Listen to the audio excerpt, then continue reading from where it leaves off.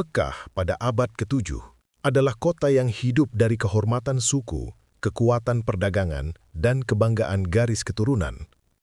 Di tengah hiruk-pikuk pasar Ukaz, di antara kafilah yang datang dan pergi membawa rempah, kain, dan emas, berdirilah keluarga-keluarga bangsawan Quraisy yang menjaga pengaruhnya dengan ketat.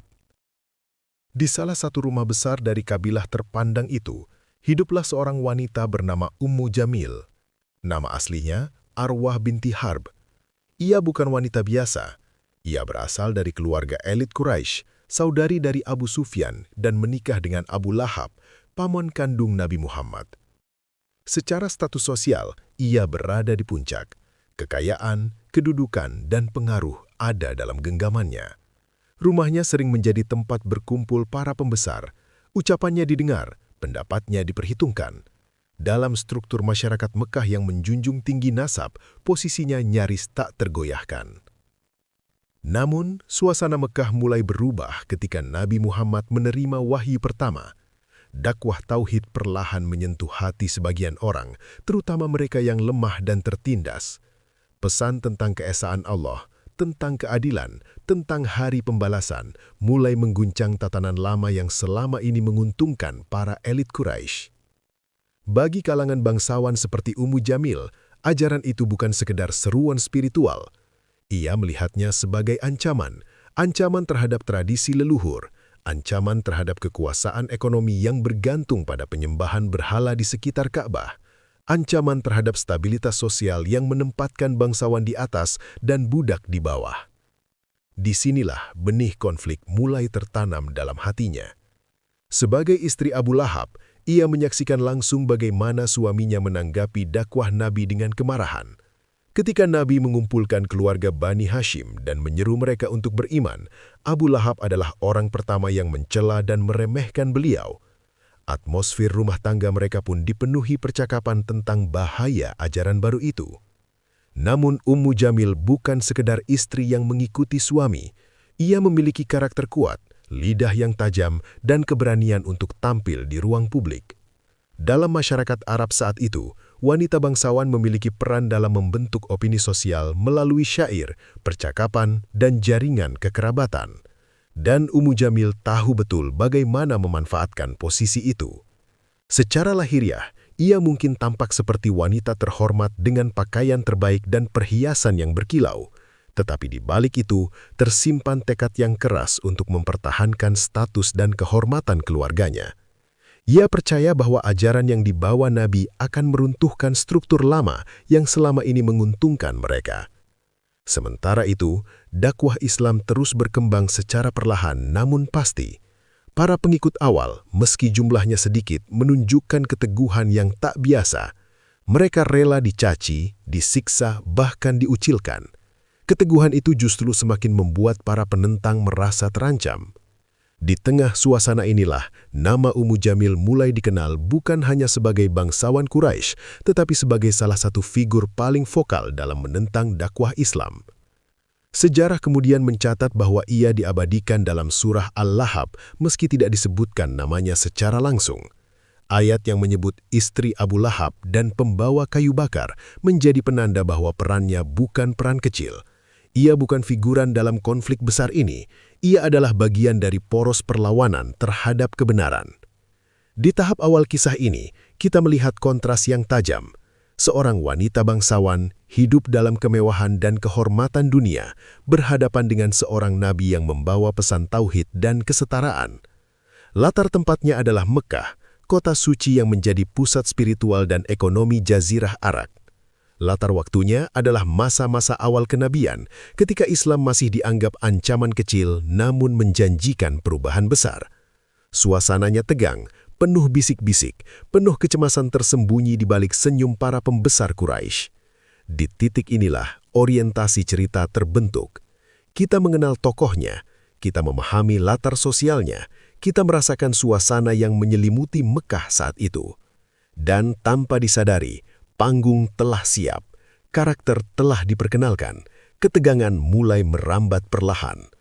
Api kebencian itu belum menyala besar, tetapi percikannya sudah tampak di mata Ummu Jamil. Awalnya, Penentangan itu hanya berupa bisikan, percakapan lirih di dalam rumah-rumah bangsawan Quraisy, tatapan sinis ketika nama Nabi Muhammad disebut. Namun bagi Ummu Jamil, bisikan saja tidak cukup. Ia menyadari satu hal, ajaran tauhid yang dibawa Nabi bukan sekedar persoalan ibadah. Itu adalah revolusi. Revolusi keyakinan, revolusi sosial, revolusi moral. Jika ajaran itu diterima luas, maka keistimewaan nasab dan kekuasaan lama bisa runtuh. Dan disitulah rasa takut berubah menjadi kebencian. Konflik mulai nyata ketika Nabi diperintahkan berdakwah secara terbuka.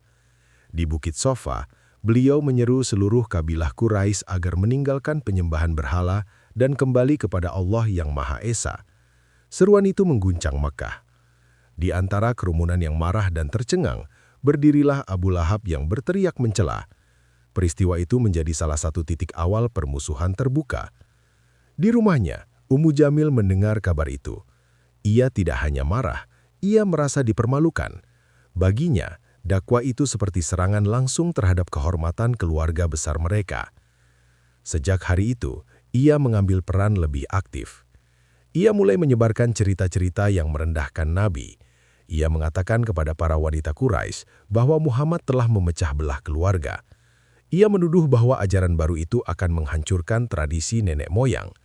Kata-katanya menyebar cepat, dari satu rumah ke rumah lain, dari satu majelis ke majelis berikutnya. Ummu Jamil tahu kekuatan opini sosial. Di masyarakat Mekah, reputasi adalah segalanya. Jika seseorang dicap sebagai pemecah belah atau penyihir, maka orang-orang akan menjauh tanpa perlu bukti. Dan disinilah konflik memasuki fase yang lebih tajam. Ia tidak hanya berbicara, ia mulai bertindak. Diriwayatkan bahwa ia pernah meletakkan duri dan kayu berduri di jalan yang biasa dilalui Nabi. Tindakan itu bukan sekedar gangguan fisik, itu simbol kebencian yang disengaja. Setiap duri yang ia tebarkan seolah menjadi pesan, kami tidak akan membiarkanmu berjalan dengan tenang di kota ini. Bayangkan suasananya. Nabi berjalan di pagi hari, menyusuri jalan Mekah yang berdebu. Di balik dinding rumah, ada mata-mata yang mengawasi, ada hati yang dipenuhi amarah, dan di salah satu sudut, Ummu Jamil memastikan bahwa langkah dakwah itu terasa perih, secara harfiah dan simbolis. Namun yang membuat konflik semakin dalam, bukan hanya aksinya, melainkan konsistensinya. Ia tidak melakukannya sekali lalu berhenti, ia terus mengobarkan perlawanan. Ketika sebagian orang mulai tertarik pada Islam, ia memperingatkan mereka. Ketika ada keluarga yang mempertimbangkan untuk beriman, ia menekan mereka dengan rasa malu sosial. Ia memanfaatkan jaringan kekerabatan Quraisy untuk memperkuat barisan penentang. Dalam banyak pertemuan, ia mengulang narasi yang sama, bahwa Nabi telah membawa perpecahan, bahwa ajaran itu mengancam stabilitas Mekah, bahwa mengikuti Muhammad berarti mengkhianati tradisi leluhur. Konflik pun semakin meluas. Dakwah yang awalnya dianggap suara kecil, mulai diperlakukan sebagai ancaman serius. Boikot sosial terhadap Bani Hashim mulai dibicarakan. Tekanan terhadap para pengikut Nabi semakin keras. Dan di balik layar, Ummu Jamil adalah salah satu suara yang terus mendorong agar perlawanan tidak melemah. Menariknya, konflik ini bukan sekedar pertarungan fisik. Ia adalah pertarungan narasi. Siapa yang akan dipercaya masyarakat? Nabi yang membawa pesan tauhid atau para bangsawan yang mempertahankan tradisi? Disinilah ketegangan emosional mulai terasa. Di satu sisi, ada Rasulullah yang tetap sabar, tidak membalas hinaan dengan hinaan. Di sisi lain, ada Ummu Jamil yang semakin keras sikapnya, seolah setiap hari tanpa perlawanan adalah kekalahan bagi dirinya. Dan semakin dakwah berkembang, semakin ia merasa terdesak. Konflik yang awalnya bersifat pribadi, kini berubah menjadi konflik ideologis.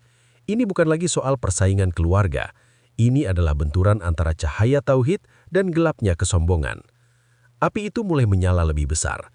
Dan tanpa ia sadari, setiap kata yang ia ucapkan, setiap duri yang ia tebarkan, setiap fitnah yang ia sebar, sedang membentuk takdirnya sendiri. Pertanyaannya sekarang, sampai di mana ia akan melangkah? Akankah kebencian itu berhenti di batas hinaan dan gangguan kecil? Ataukah ia akan membawa dirinya pada titik yang jauh lebih berbahaya? Konflik telah muncul, dan gelombangnya baru saja dimulai. Jika pada awalnya permusuhan itu berupa hinaan dan gangguan kecil, kini api itu membesar menjadi bara yang sulit dipadamkan. Konflik tidak lagi berdiri di satu sudut kota Mekah. Ia menjalar ke pasar, ke majelis syair, ke pertemuan kabilah. Dan di tengah pusaran itu, Ummu Jamil semakin menunjukkan perannya. Dakwah Nabi Muhammad terus berkembang, meski perlahan. Beberapa tokoh penting mulai memeluk Islam secara diam-diam. Para budak yang tertindas menemukan harapan dalam ajaran tauhid.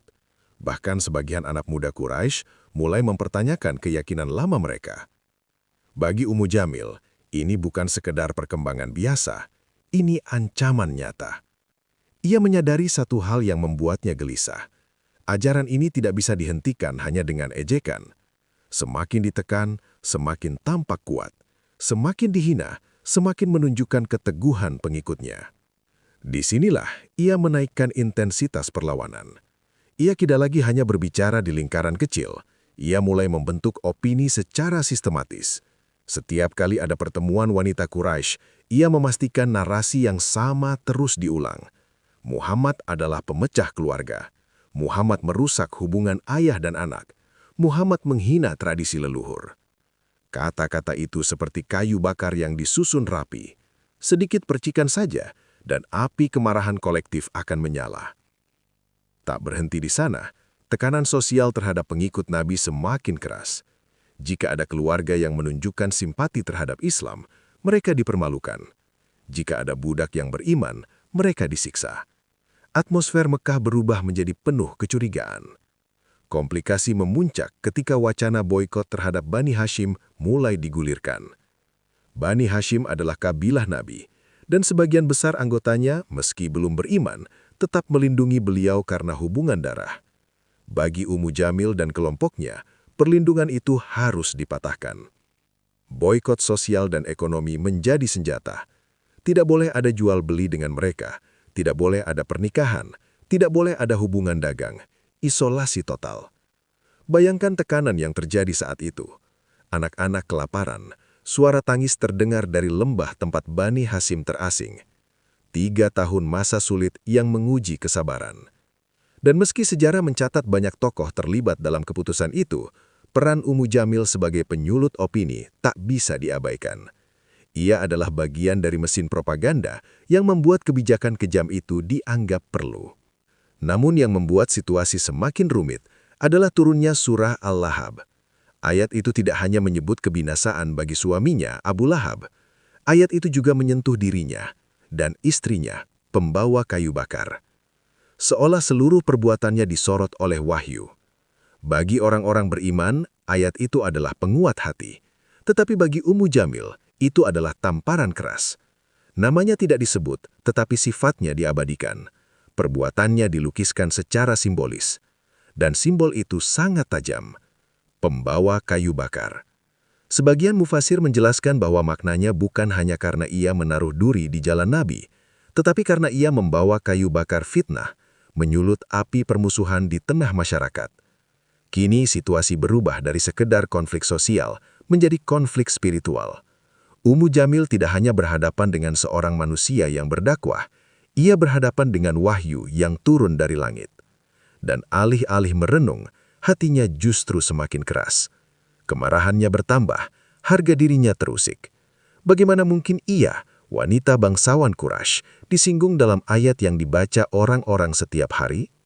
Komplikasi mencapai titik yang lebih dalam, bukan hanya pertarungan fisik atau sosial, tetapi pertarungan harga diri dan kesombongan. Di satu sisi, Islam semakin menunjukkan daya tahannya. Tekanan tidak memadamkan iman para sahabat. Bahkan sebagian tokoh kuat Quraisy mulai masuk Islam secara bertahap. Di sisi lain, Ummu Jamil merasa pijakan lama mulai retak. Tradisi yang ia bela perlahan goyah. Otoritas yang ia banggakan tidak lagi mutlak. Dan ketika seseorang mempertahankan harga diri dengan kebencian, ia cenderung melangkah lebih jauh dari yang pernah ia bayangkan. Pertanyaannya kini semakin tajam. Apakah ia akan berhenti? Ataukah kemarahan itu akan mendorong ia pada tindakan yang lebih nekat?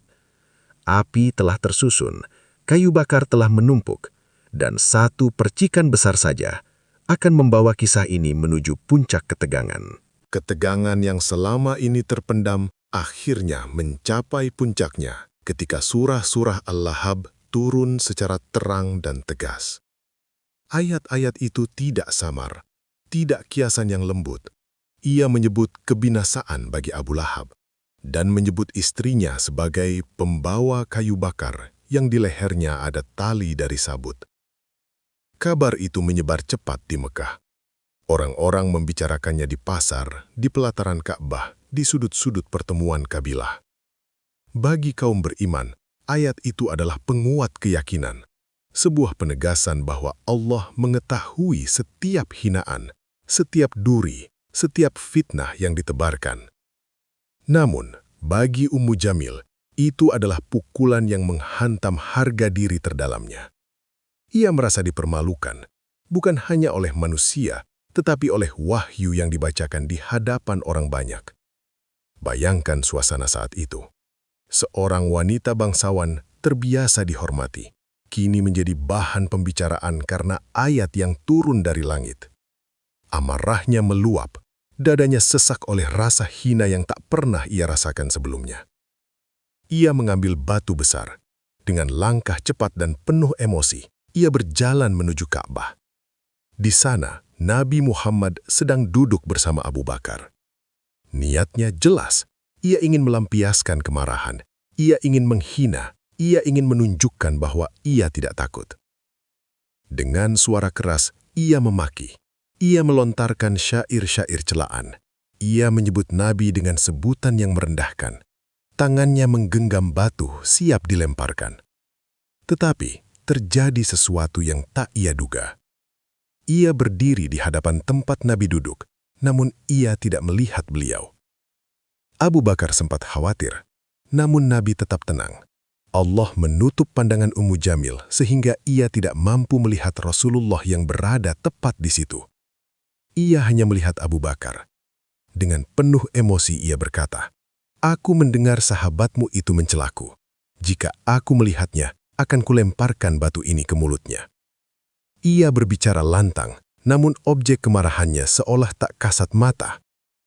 Setelah melontarkan ancaman dan syair kebencian, ia pergi dengan langkah cepat. Abu Bakar terheran-heran, "Wahai Rasulullah, tidakkah ia melihatmu?" Nabi menjawab dengan tenang bahwa Allah telah menghalangi pandangannya. Disitulah klimaks mencapai puncaknya.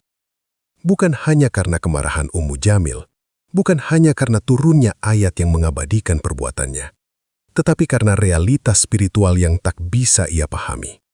Ia berusaha menyerang seorang nabi yang berada dalam penjagaan Allah. Pada saat itu, kesombongan dan kenyataan bertabrakan.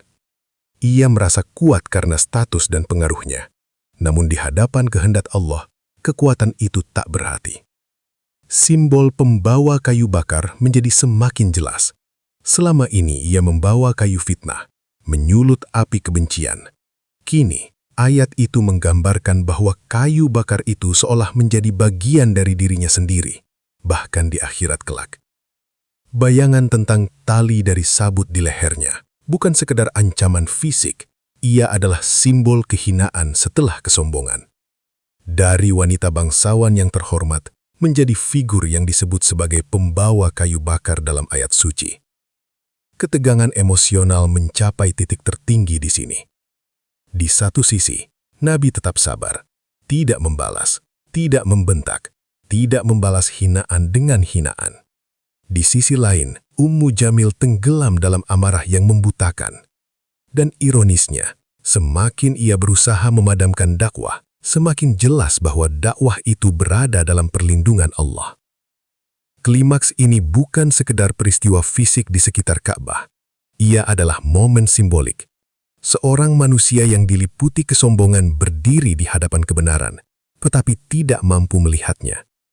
Secara harfiah, matanya terhalang. Secara batin, hatinya telah lama tertutup. Inilah puncak konflik, ketika kebencian mencapai batas tertinggi, ketika wahyu turun secara tegas, ketika realitas spiritual memperlihatkan siapa yang sebenarnya berada dalam kendali. Dan dari titik ini, cerita tidak lagi soal siapa yang lebih berkuasa di Mekah, tetapi tentang bagaimana akhir dari api yang selama ini ia nyalakan. Setelah peristiwa di sekitar Ka'bah itu, suasana Mekah tidak lagi sama. Amarah yang sebelumnya membuncah perlahan berubah menjadi bisikan-bisikan lirih. Orang-orang memang masih membicarakan surah-surah Al-Lahab. Masih ada yang mengejek, masih ada yang menolak. Tetapi sesuatu telah bergeser. Puncak ledakan emosi telah terjadi. Kini yang tersisa adalah gema panjangnya. Bagi Ummu Jamil, peristiwa itu seharusnya menjadi momen perenungan. Ia telah berteriak, mengancam, bahkan menggenggam batu dengan tangan gemetar oleh amarah. Namun ia pulang tanpa hasil. Nabi yang hendak ia sakiti tidak tersentuh sedikit pun. Dan ayat itu tetap dibacakan. Setiap kali kaum muslimin sholat, setiap kali wahyu dibaca, potongan ayat tentang pembawa kayu bakar kembali terdengar. Seolah-olah setiap gema bacaan itu mengingatkan bahwa perbuatannya tidak tersembunyi. Namun, inilah titik antiklimaksnya. Tidak ada ledakan besar setelah itu. Tidak ada pertempuran dramatis yang melibatkan dirinya secara langsung. Yang ada justru penurunan perlahan, seperti api besar yang mulai kehabisan kayu bakar. Dakwah Nabi Muhammad tidak padam. Tekanan demi tekanan telah terjadi. Bahkan boikot terhadap Bani Hashim pernah berlangsung bertahun-tahun. Tetapi Islam tetap bertahan, bahkan perlahan semakin kokoh. Sebaliknya, posisi sosial yang selama ini dibanggakan mulai terasa rapuh. Beberapa tokoh Quraisy yang dahulu keras menentang satu persatu mulai melunak. Ada yang diam-diam memeluk Islam, ada yang mulai mempertanyakan keyakinan lama. Ada pula yang memilih netral. Bagi Ummu Jamil, situasi ini mungkin terasa membingungkan. Ia telah mengerahkan kata-kata, pengaruh, bahkan kebencian yang konsisten. Namun hasilnya tidak seperti yang ia harapkan. Inilah ironi antiklimaksnya. Ia ingin menghentikan dakwah, tetapi dakwah terus berjalan. Ia ingin menjatuhkan kehormatan Nabi, tetapi kehormatan itu justru semakin terangkat. Ia ingin mempertahankan kekuasaan lama, tetapi sejarah perlahan bergerak meninggalkannya. Api yang ia nyalakan selama ini ternyata tidak mampu membakar cahaya kebenaran. Sebaliknya, api itu perlahan menghanguskan ketenangan dirinya sendiri. Tidak banyak riwayat yang menggambarkan perubahan sikapnya setelah turunnya surah Al-Lahab. Yang tercatat justru konsistensinya dalam penentangan. Dan disitulah letak kesedihannya. Karena saat kesempatan untuk merenung terbuka, ia tidak mengambilnya. Antiklimaks bukan berarti konflik selesai dengan bahagia. Antiklimaks adalah saat ketegangan menurun, tetapi konsekuensi mulai terasa nyata. Di sekitar Mekah, perubahan besar sedang dipersiapkan oleh takdir. Kaum muslimin kelak akan berhijrah. Kota Madinah akan menjadi pusat peradaban baru. Dan tahun-tahun berikutnya akan menyaksikan kemenangan demi kemenangan Islam. Sementara itu, nama Ummu Jamil tidak berkembang bersama perubahan itu. Ia tetap terikat pada satu identitas yang telah diabadikan wahyu. Istri Abu Lahab, pembawa kayu bakar. Bayangkan perbandingannya. Di satu sisi, para sahabat yang dahulu disiksa kini menjadi tokoh-tokoh agung dalam sejarah. Di sisi lain, seorang wanita bangsawan yang dahulu dihormati kini dikenang bukan karena kemuliaan, tetapi karena permusuhan. Antiklimaks ini menghadirkan suasana sunyi yang berbeda dari ledakan emosi sebelumnya. Tidak ada lagi adegan dramatis dengan batu di tangan. Tidak ada lagi teriakan di pelataran Ka'bah. Yang ada adalah kenyataan pahit. Waktu terus berjalan dan sejarah mulai menuliskan garis akhirnya sendiri. Api kebencian memang bisa menyala terang untuk sementara, tetapi ketika bahan bakarnya habis, yang tersisa hanyalah abu. Dan dalam sunyi itulah, makna ayat tentang tali dari sabut di lehernya terasa semakin dalam. Sebuah gambaran bahwa kesombongan yang diikat kuat oleh ego bisa menjadi beban yang menyeret seseorang pada kehinaan. Anti-klimaks ini mengajarkan satu hal yang sangat halus namun tajam, bahwa tidak semua kekalahan datang dengan suara keras. Kadang kekalahan datang perlahan, datang dalam bentuk sejarah yang bergerak maju tanpa kita. Datang dalam bentuk nama yang diingat bukan karena kemuliaan, tetapi karena peringatan. Dan ketika cahaya Islam semakin terang, bayangan yang menentangnya justru semakin memudar. Disinilah api yang dulu berkobar besar mulai meredup. Bukan karena dipadamkan oleh manusia, tetapi karena cahaya kebenaran terlalu kuat untuk ditelan oleh kebencian. Pada akhirnya, konflik besar itu tidak diselesaikan dengan pedang di tangan Ummu Jamil, bukan pula dengan perdebatan panjang yang ia menangkan.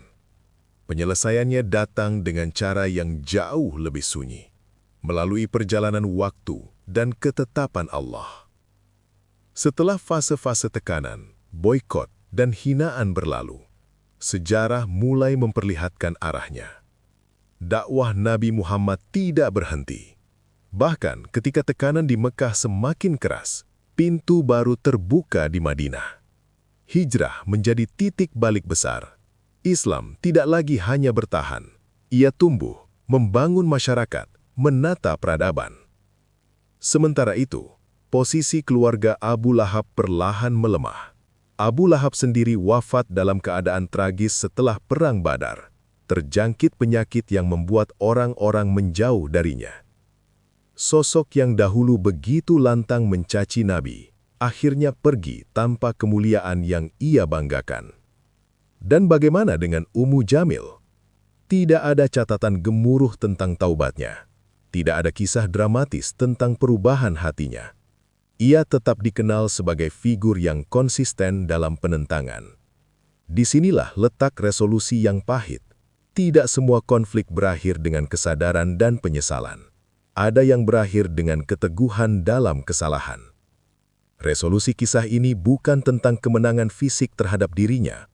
Ia tidak ditaklukkan dalam pertempuran. Ia tidak dipermalukan oleh manusia.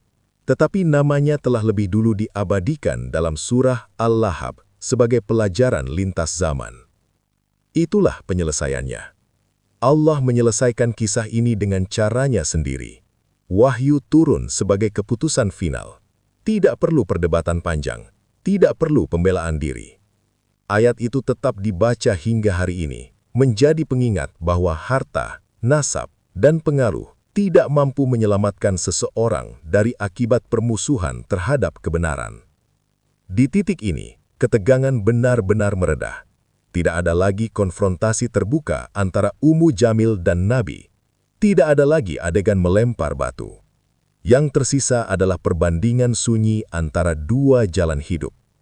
Di satu sisi, Rasulullah terus melangkah, membangun umat, memaafkan musuh-musuhnya, dan menaklukkan Mekah tanpa balas dendam. Di sisi lain, nama Ummu Jamil tertinggal sebagai simbol sikap keras hati. Resolusi ini membawa kita pada kesadaran yang dalam, bahwa konflik terbesar bukanlah antara dua manusia, melainkan antara hati yang terbuka dan hati yang tertutup. Ummu Jamil telah memilih jalannya, dan sejarah mencatat pilihan itu. Api yang dulu ia nyalakan memang sempat menyala tinggi, tetapi pada akhirnya, api itu tidak mampu menghentikan cahaya wahyu. Justru sebaliknya, cahaya itu terus bersinar, sementara nyala kebencian perlahan hilang di telan waktu. Inilah penyelesaian yang sunyi namun tegas. Tidak dramatis, tetapi pasti. Tidak riuh, tetapi abadi. Dan dari sanalah, kisah ini meninggalkan pelajaran yang jauh lebih besar daripada sekedar konflik pribadi di kota Mekah. Waktu terus berjalan. Generasi demi generasi berganti. Kota Mekah yang dahulu dipenuhi ejekan terhadap dakwah, kini justru menjadi pusat cahaya Islam yang menyinari dunia.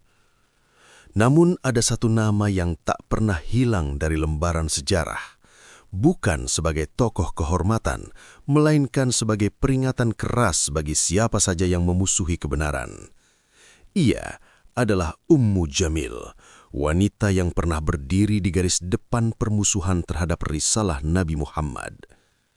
Ironisnya, ia mengira dirinya sedang mempertahankan kehormatan keluarga dan tradisi leluhur. Ia merasa sedang membela kekuasaan dan pengaruh. Tetapi, sejarah membuktikan semua itu rapuh. Yang tersisa hanyalah catatan tentang kesombongan dan kebencian yang membutakan hati. Suaminya, Abu Lahab, telah lebih dulu menjadi simbol kerugian besar, disebut secara tegas dalam surah Al-Lahab. Dan Ummu Jamil, ia diabadikan sebagai pembawa kayu bakar, gambaran tentang seseorang yang menyalakan api permusuhan dan akan memikul akibatnya sendiri. Bayangkan, dari sekian banyak wanita Quraisy, namanya disebut dalam kitab suci bukan sebagai teladan, tetapi sebagai peringatan. Tidak ada harta yang menyelamatkan, tidak ada garis keturunan yang melindungi, tidak ada kedekatan sosial yang mampu menahan keputusan Allah. Dan disitulah akhir kisahnya, bukan dengan kemuliaan, bukan dengan penyesalan yang tercatat, melainkan dengan reputasi yang menjadi cermin bagi umat sepanjang masa.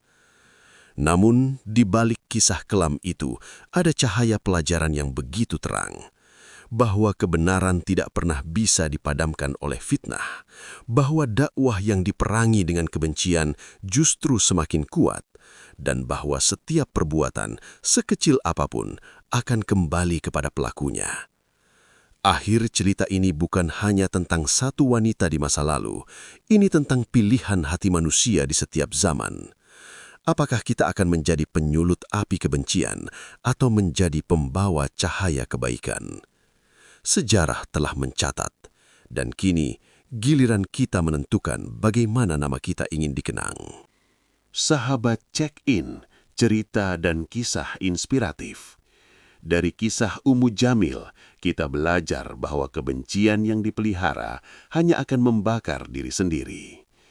Harta, kedudukan, dan kehormatan dunia tidak akan berarti jika hati menolak kebenaran. Jangan sampai kita menjadi pembawa kayu bakar dalam kehidupan, gemar menyebar fitnah, memperkeruh suasana, atau memusuhi nasihat yang baik. Sebaliknya, jadilah pembawa cahaya, penyejuk, dan penyambung silaturahmi. Jika kisah ini bermanfaat, jangan lupa like, subscribe, dan aktifkan lonceng notifikasi agar tidak ketinggalan kisah inspiratif berikutnya. Tulis di komentar kalian menonton dari kota mana. Semoga Allah memberkahi langkah dan keluarga kalian semua. Sampai jumpa di cerita penuh hikmah selanjutnya.